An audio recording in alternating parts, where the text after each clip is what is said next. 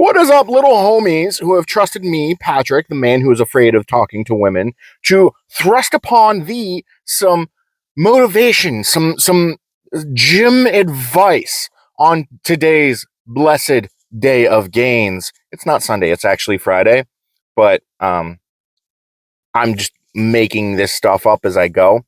Today we got a cardio day. And by cardio day, it's not like, oh, I'm going to go on the bike for 30 minutes. I'm going to go on the treadmill for 30 minutes. That's pussy cardio. Oh, pussy cardio would be pretty nice. Call this elliptical machine Plankton's wife Karen, cause she moist.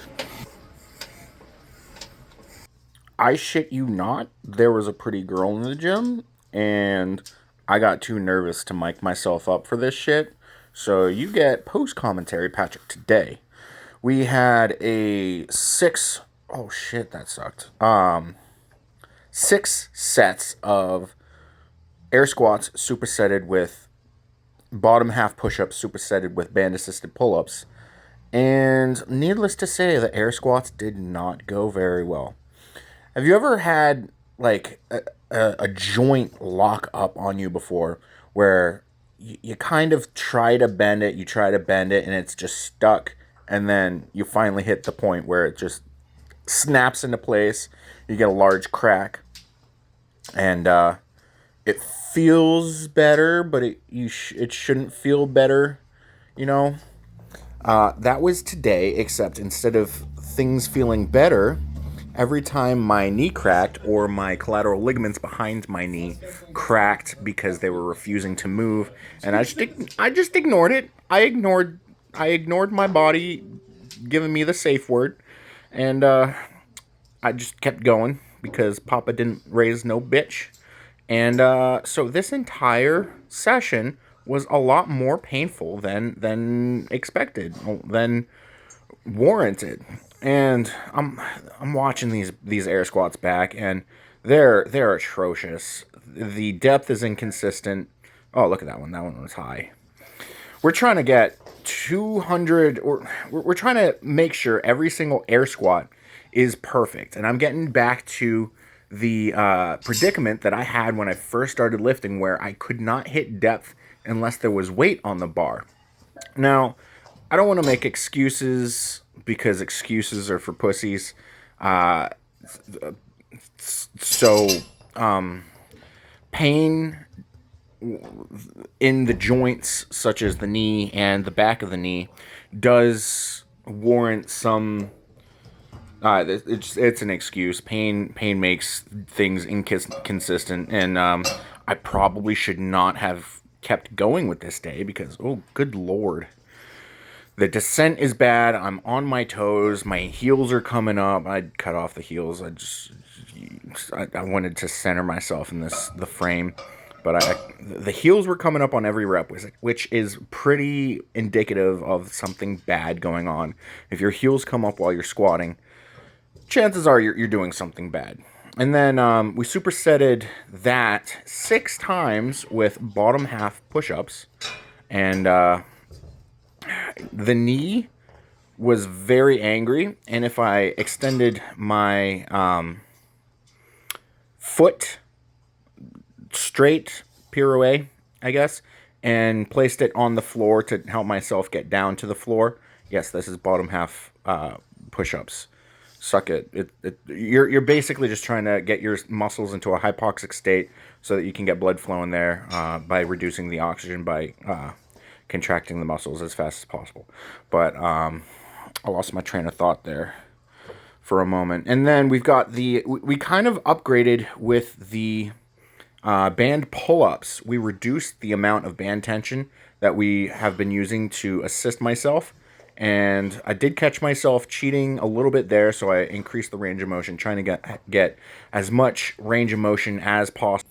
After 6 rounds of absolutely hating myself because my knee and the back of my knee, hamstring, whatever, wanted to destroy themselves, we had a superset, which isn't that difficult because it's a lot of high isolation movements. So we used to do lat pull downs here, but coach said that the range of motion on that was not enough, so I need to go down to the floor and do everything single armed.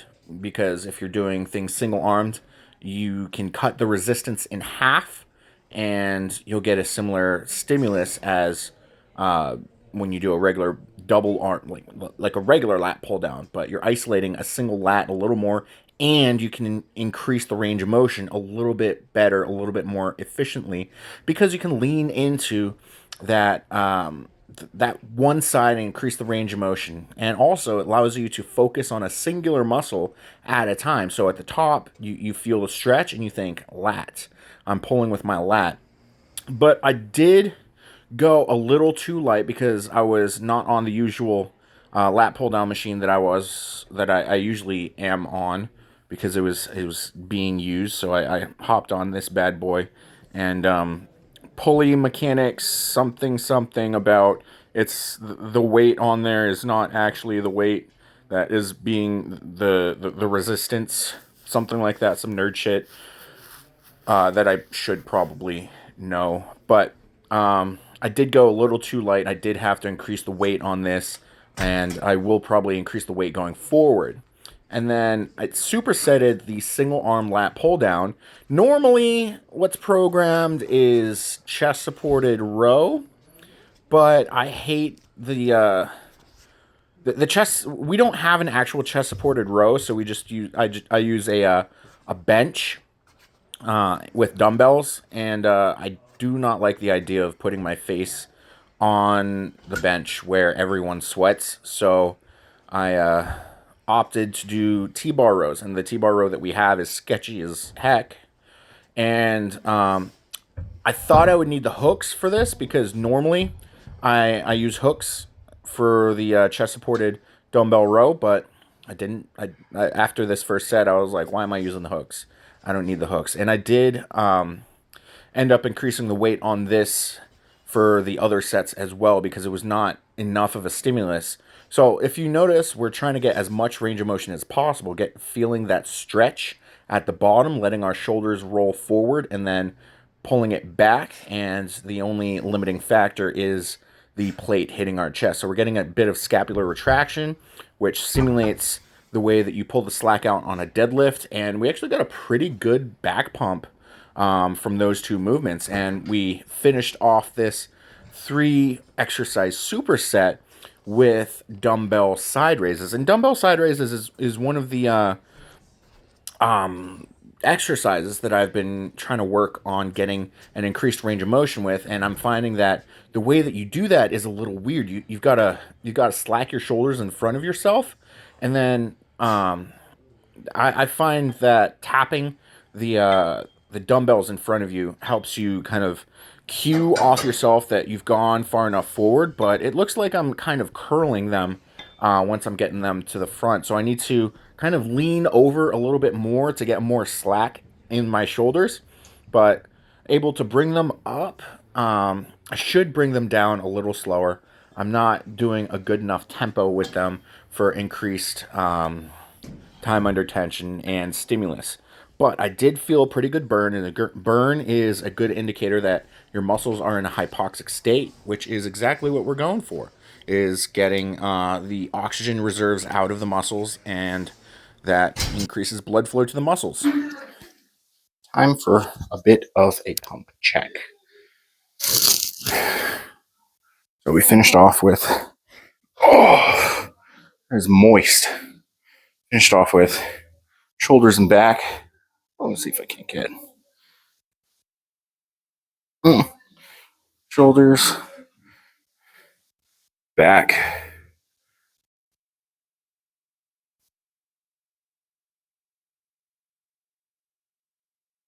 Trying to pose.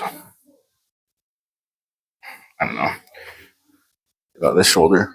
This side only gets a tricep, but oh, hey, now a little bit of shoulder separation there. Belly check. Yep, still there. Pretty good day. So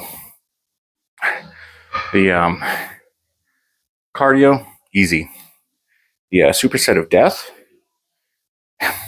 Now, it would have been easy had my right knee decided. My right knee and the collateral ligaments behind the knee decided, I'm not going to put the shirt back on. I'm going to put the shirt back on. I don't know.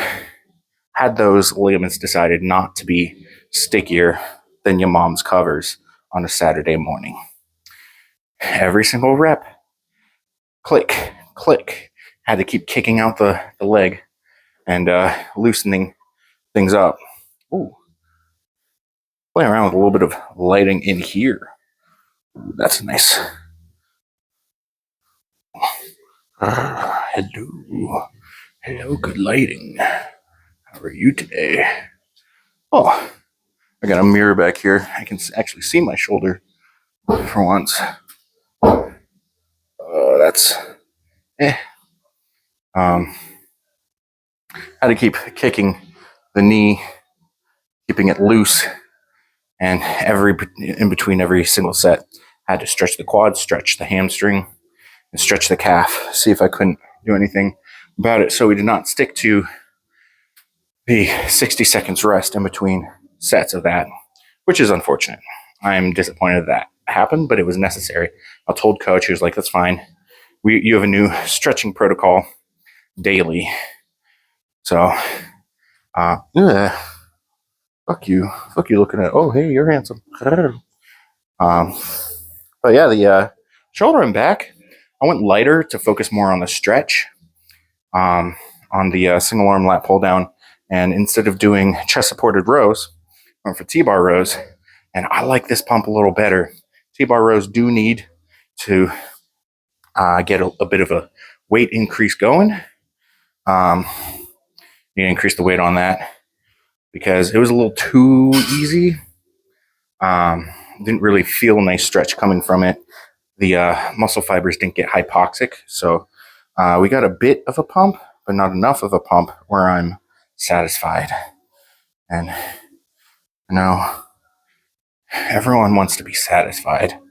Men just don't know how to. So, oh, it's cold and it's wet.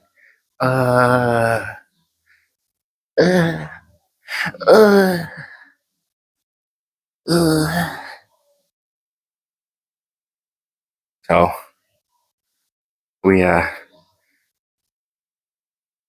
I have texture issues, but it's a good day. I'm gonna go.